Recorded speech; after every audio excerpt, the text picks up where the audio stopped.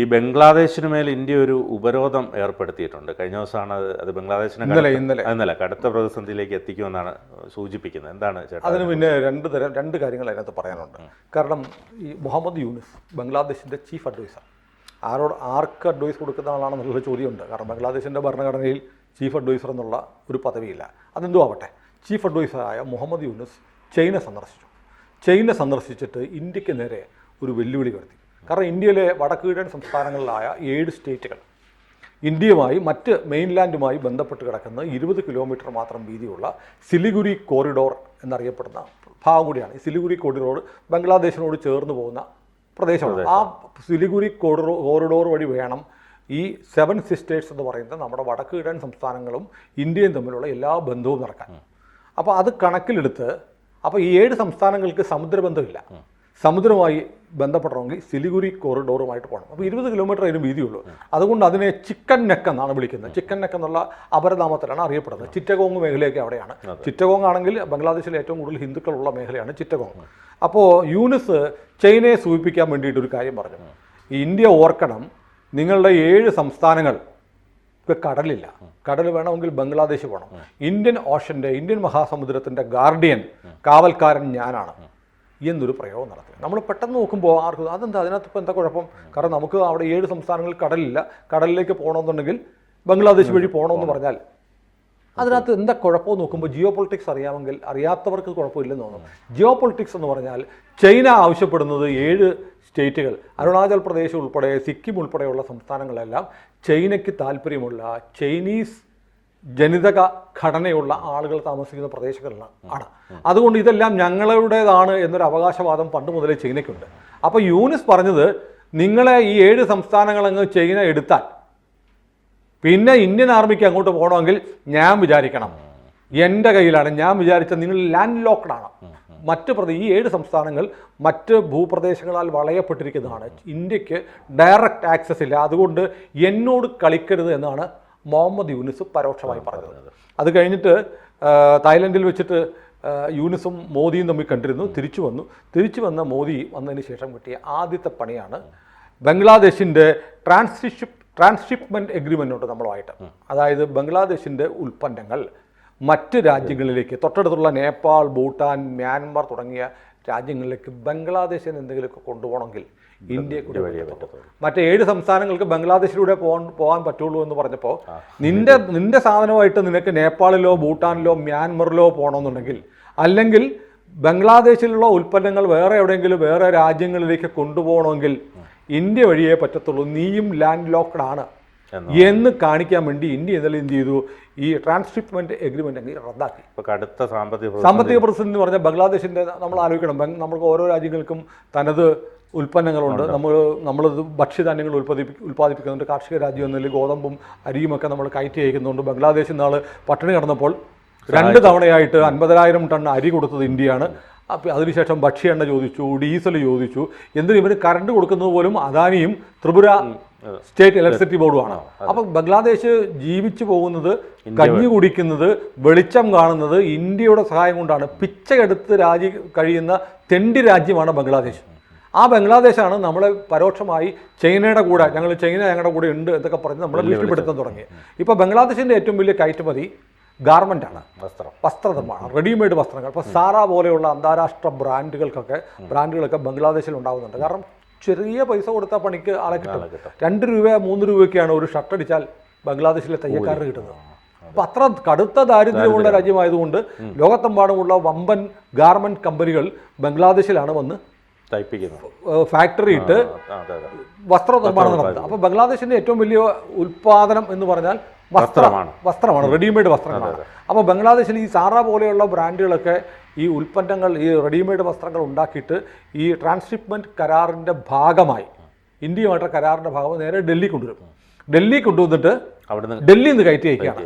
അപ്പോൾ ഇന്ദിരാഗാന്ധി ഇന്റർനാഷണൽ എയർപോർട്ടിൽ കൊണ്ടുവഴിയാണ് ഈ ലോക മാർക്കറ്റിലേക്ക് ബംഗ്ലാദേശിന്റെ റെഡിമെയ്ഡ് ഉൽപ്പന്നങ്ങൾ പോകുന്നത്. അത് നമ്മൾ എടുക്കുകയും ചെയ്യും, ഒപ്പം നമ്മൾ എടുക്കുന്നില്ല. കാരണം നമുക്ക് നമ്മുടെ ഇവിടുത്തെ ഗാർമെന്റ് മാനുഫാക്ചേഴ്സ് 2000 മുതൽ നമ്മൾ ഇവർക്ക് ഈ ഇവിടെ ഇന്ത്യ വഴി ഇവരുടെ ഉൽപ്പന്നങ്ങൾ കയറ്റുമതി ചെയ്യാൻ അനുവാദം കൊടുക്കുന്നതിൽ കടുത്ത വിയോജിപ്പുണ്ടായിരുന്നു. കാരണം ബംഗ്ലാദേശുമായി നമ്മൾ മത്സരിക്കുന്നുണ്ട് ഗ്ലോബൽ മാർക്കറ്റിൽ. മാത്രമല്ല ഈ ഞാൻ പറഞ്ഞില്ലേ സാറ ഉൾപ്പെടെയുള്ള ഇന്റർനാഷണൽ ബ്രാൻഡുകൾ ബംഗ്ലാദേശിൽ പോയി ഉണ്ടാക്കാൻ കാരണം ഇന്ത്യയിൽ ഉണ്ടാക്കുന്നതിനേക്കാളും കുറഞ്ഞ നിർമ്മിക്കാൻ പറ്റും. അപ്പോഴത്തേക്ക് നമുക്കിവിടെ കിട്ടുന്നില്ല. നമ്മുടെ ഇവിടുത്തെ ഗാർമെന്റ് മാനുഫാക്ചേഴ്സിന് ഇന്റർനാഷണൽ ഓർഡറുകൾ കിട്ടുന്നില്ല. കാരണം ഞാനിപ്പോൾ ഈ റിലയൻസിന്റെ ഷോപ്പിലൊക്കെ പോയാൽ റിലയൻസിന്റെ ട്രെൻഡ്സില്ലേ, ട്രെൻഡ്സിൽ കിട്ടുന്ന ഷർട്ട്സ് ഒക്കെ നോക്കി അറിയാം മെയ്ഡ് ഇൻ ബംഗ്ലാദേശാണ്. അതായത് ഇന്ത്യക്കാരും അവിടെ ഉണ്ടാക്കും, റിലയൻസ് പോലും അവിടെ പോയി ഉണ്ടാക്കി. കാരണം ചീപ്പായിട്ട് നിർമ്മിക്കാൻ പറ്റും, കുറഞ്ഞ പൈസ കൊടുത്താൽ മതി. അപ്പൊ ഇത് നമ്മുടെ ഇവിടുത്തെ ഗാർമെന്റ് മാനുഫാക്ചേഴ്സ് പണ്ട് മുതലേ പറഞ്ഞുകൊണ്ടിരിക്കുകയാണ്. ഏതാണ്ട് 2000 മുതൽ ഈ സൗകര്യം ഇന്ത്യ ഗവൺമെന്റ് ബംഗ്ലാദേശിൽ കൊടുക്കുന്നുണ്ടായിരുന്നു.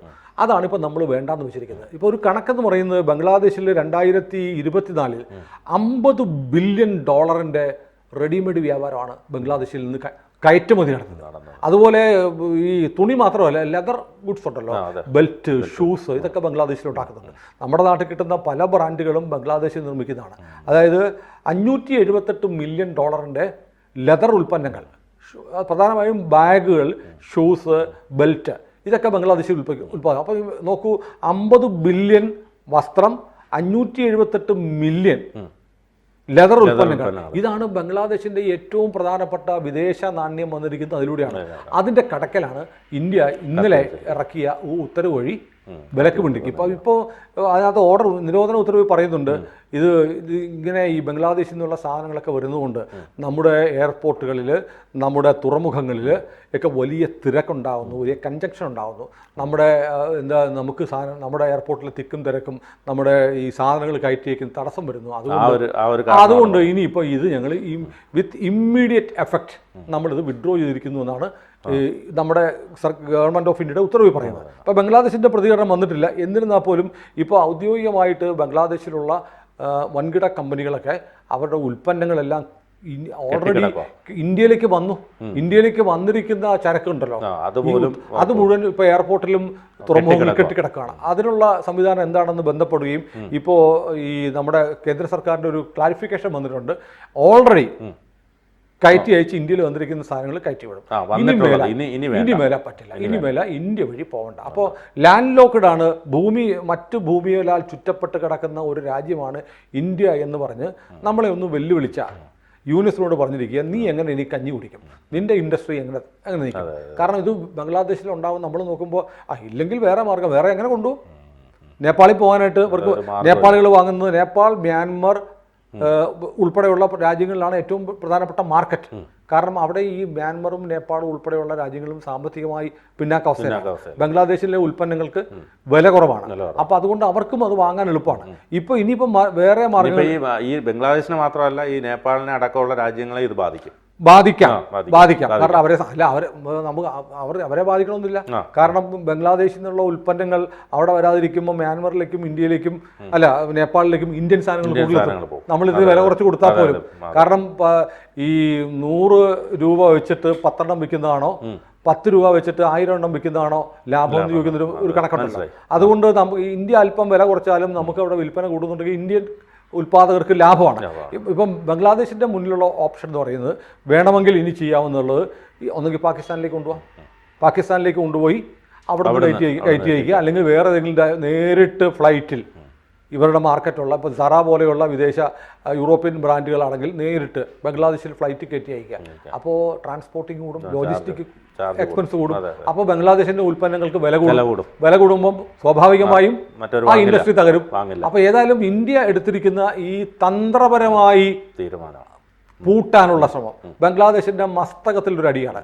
നമ്മൾ ഓർക്കുന്നില്ലേ ഈ മാൽദീവ്സ് ഇന്ത്യക്കെതിരെ ചില നീക്കങ്ങളൊക്കെ നടത്തി നമ്മുടെ പ്രധാനമന്ത്രിയൊക്കെ ആക്ഷേപിച്ചപ്പോൾ നരേന്ദ്രമോദി പോയിട്ട് ലക്ഷദ്വീപിൻ്റെ കടലോരത്ത് ഒരു കസേര ഇട്ട് ഒരു ഇരിപ്പിരുന്നിട്ട് അതിൻ്റെ ചിത്രമെടുത്ത് സോഷ്യൽ മീഡിയ കൊടുത്തതോടുകൂടി ലക്ഷദ്വീപിലേക്ക് വലിയ തോതിലുള്ള ടൂറിസ്റ്റുകളുടെ പ്രവാഹം ഉണ്ടായി.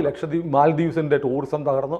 അവസാനം മാൽദീവ് പ്രസിഡന്റ് ഇവിടെ വന്ന് മാപ്പ് പറഞ്ഞ് അവിടുത്തെ കുറേ ദ്വീപുകൾ നമുക്ക് എഴുതി തന്നു. കാരണം നമ്മൾ എന്താ കുറേ കോടികളുടെ സഹായം കൊടുത്തപ്പോൾ പണയമായിട്ട് കുറേ ദ്വീപുകളും തന്നു. അപ്പോൾ ബംഗ്ലാദേശിനെ സംബന്ധിച്ച് ഇനി കഞ്ഞി കുടിക്കാൻ, ഇപ്പോഴേ കഞ്ഞി കുടിക്കുന്നില്ല, വല്ലപ്പോഴും കുടിക്കുന്നുള്ളൂ, വല്ലപ്പോഴും ഉള്ള കഞ്ഞി കൂടി മുട്ടിക്കുന്നു. അതിൻ്റെ ഏറ്റവും വലിയ ഒരു പ്രത്യാഘാതം വരാൻ പോകുന്നത് അവിടെ ബംഗ്ലാദേശിലെ ഈ കാക്കാമാർ വടിവാളും വെട്ടുകത്തിയായിട്ട് ആളുകളെ ഹിന്ദുക്കളെ കൊല്ലാൻ ഇറങ്ങുന്നുണ്ടല്ലോ. ഇവന്മാരൊക്കെ എവിടെ പണിയെടുക്കുന്നത്? നാളെ മുതൽ ഇവൻ്റെ ഗാർമെൻറ്റ് ഇൻഡസ്ട്രി ഇല്ല പണി തീർന്നാൽ, പണി ഇല്ലാണ്ടായാൽ, അത് തകർന്നു പോയാൽ ഇവന്മാർക്ക് പിന്നെ എന്ത് പണിയുണ്ടാവും? ഉള്ള പണി കൂടെ പോവുകയാണ്. ഒരുപക്ഷെ ബംഗ്ലാദേശ് തൊഴിലില്ലായ്മ മൂലം ഒരു ആഭ്യന്തര കലാപത്തിലേക്ക് പോലും വീണേക്കാവുന്ന സാഹചര്യമാണ് ഇപ്പോൾ ഉണ്ടായിരിക്കുന്നത്. ഏതായാലും മോദിയോട് കളിച്ചാൽ മോദി പണി കൊടുക്കും എന്ന് ഒരിക്കൽ കൂടി തെളിയിച്ചിരിക്കുകയാണ്. കൂടുതൽ വാർത്തകളും വിശേഷങ്ങളും നിങ്ങളിലേക്ക് എത്താൻ ABC മലയാളം സബ്സ്ക്രൈബ് ചെയ്യുക, ബെൽ ബട്ടണും അമർത്തുക.